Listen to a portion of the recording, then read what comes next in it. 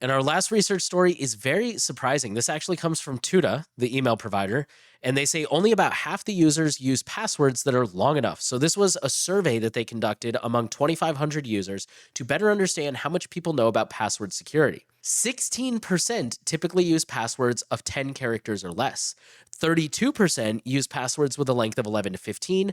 31% use 16 to 20 character passwords, and 21% prefer passwords longer than 20 characters for maximum protection. Tuta points out we have to keep in mind that the average Tuta user knows a lot more about online security than the average internet user. For instance, the same survey also showed that 90% of users know how to encrypt an email end-to-end with Tuta Mail, and 43% are proficient in using PGP encryption, a number that we would definitely not reach had we put these questions to the general public.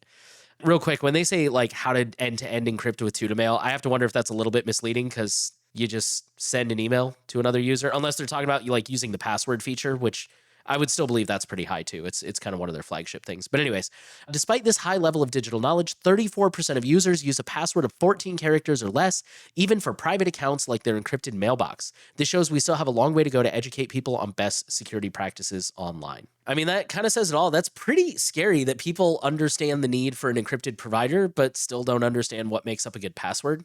I agree with their takeaway. We still have a long way to go to educate people, and maybe even not educate people. Like, I wonder how many of these same 34% know that their password is not good enough, because that's the thing I run into with a lot of people too. Like a lot of quote unquote normies is, I'll talk about like not reusing passwords. They're like, yeah, I use the same password everywhere. They know that they shouldn't be doing it. You can tell from the tone of their voice, or sometimes they'll even say that. They're like, oh, I know it's bad. Or like people will joke with me sometimes when we get on this topic and I say like, man, people shouldn't do X, Y, Z. And they're just like, oh God, dude, don't be mad at me, but I definitely do X, Y, Z. So like people know better, but it's getting people to do this stuff. If it makes people feel better, this doesn't make me feel better for the record, but for people who think that this is only a privacy issue, it's not. There's a lot of things I'm passionate about in my day-to-day life that I think are very harmful. And if I bring them up with people, even in like a very respectful, just like, oh, hey, like, have you ever considered this?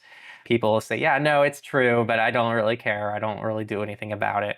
And the most recent one, there was a Mastodon thread that went, I think, like semi-Mastodon viral. It was talking about the water usage of AI. And there was a small note they said, they were just talking about, oh, it's so much water. And I think the number they cite, I know it's up for a lot of debate, but I think the number they cite is like every search query you do on ChatGPT, the newest model, uses a plastic bottle of water. And during the thread, the author says, hopefully the awareness of this situation will cause people to change their ways. And I go, well, that'd be a first, because there's so many issues in the world that people know what's good and bad. They truly know, but they either make excuses or they just don't want to make basic changes in their life. It doesn't have to be all or nothing, but so it's not just a privacy issue, it's all across the board.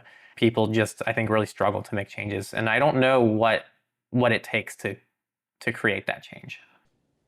Thank you for watching this Surveillance Report clip. This clip comes from our main Surveillance Report podcast, where we talk about privacy and security news every single week. If you want to keep yourself safer and more educated about these topics, check out the main podcast over there, and we'll see you next time.